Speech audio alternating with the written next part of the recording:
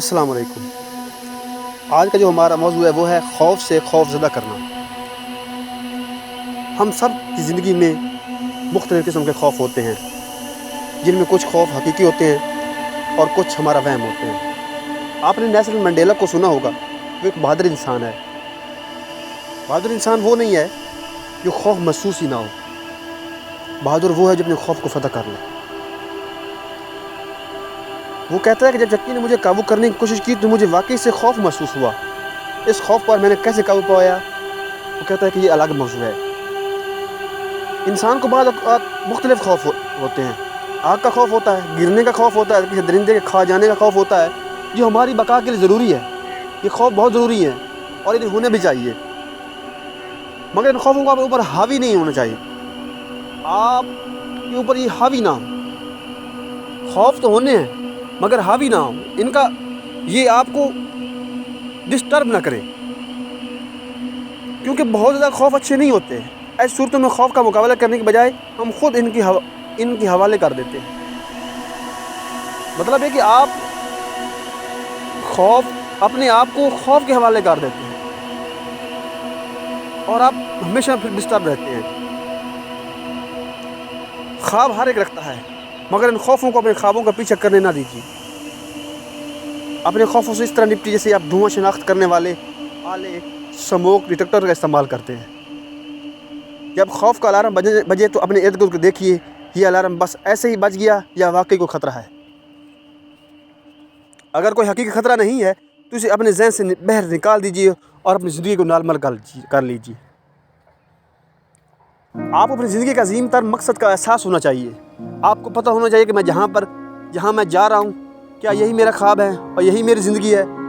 زندگی میں جو عظیم تر امکانات ہیں ان کی امید ہونی چاہیے۔ آپ کو اللہ کی ذات پہ یقین اور امید پوری ہونی چاہیے، مستقبل کا یقین ہونا چاہیے اور اپنی اہمیت کی قدر بھی ہونی چاہیے۔ لیکن خوف آپ کو کے خوابوں کی تکمیل میں رکاوٹ بن جاتے ہیں۔ اگر آپ کی زندگی کا ہر فیصلہ آپ کے خوف کی کنٹرول کرتے ہیں تو آپ ایک زبردست اور کامیاب زندگی گزار نہیں سکتے، کیونکہ آپ خوف کے انڈر ہو چکے ہیں۔ یہ خوف آپ کو آگے بڑھنے نہیں دیں گے اور آپ وہیں جمے رہیں گے۔ لیکن خوف محض ایک موڈ، ایک احساس ہے، کوئی حقیقت نہیں ہے۔ ملازمت کا انٹرویو ہو، دانت نکالنے کا ہو، ڈاکٹر کے پاس چلا جانا ہو، داخلے کے لیے ٹیسٹ دینا ہو، اور کتنے ہی واقعات ایسے ہیں جب آپ ان سے خوف زدہ ہو رہے ہوتے ہیں۔ ان کا خوف اصل تجربے سے کہیں زیادہ ہوتا ہے۔ جب آپ تجربہ سے حقیقی طور پر گزر جاتے ہیں تو پتہ چلتا ہے کہ خوف زیادہ تھا، اصلاً یہ خوف نہیں تھا، یہ خوف نہیں ہے۔ میں نے اس بالکل تندرست اور ہٹے کٹے لوگ بھی دیکھے ہیں جنہوں نے ناکامی کا خوف، غلطی کا خوف، وعدوں کا خوف، حتیٰ کہ کامیابی کا خوف بھی معذور کیے رکھتا ہے۔ وہ ذہنی طور پر معذور ہو جاتے ہیں کیونکہ انہیں خوف بہت زیادہ ہوتا ہے۔ یہ خوف ضرور آپ کے دل کے دروازے پر بھی دستک دے گا اور دیتا رہے گا، کیونکہ اس کے بغیر آپ آگے نہیں بڑھیں گے۔ اگر آپ آگے بڑھنا چاہتے ہیں تو آپ کو ان خوفوں سے آزاد ہونا چاہیے۔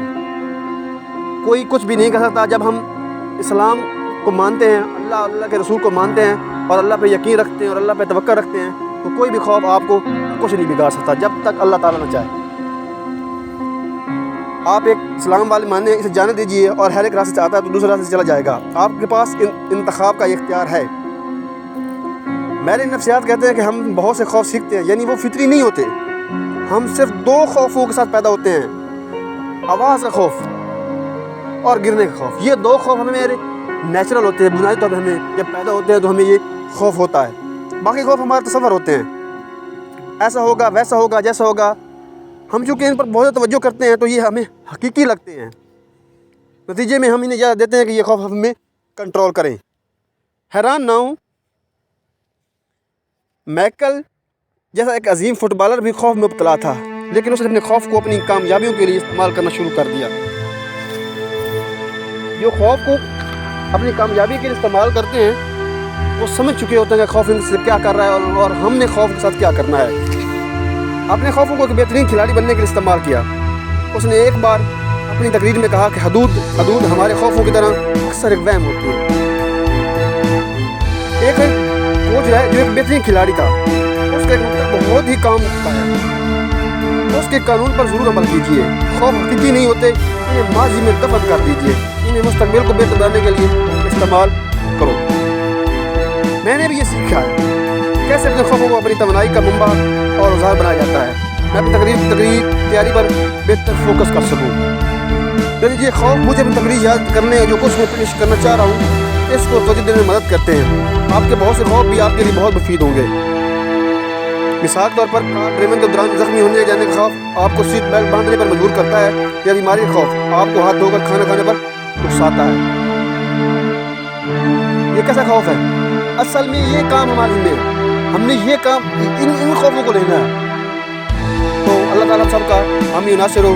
السلام.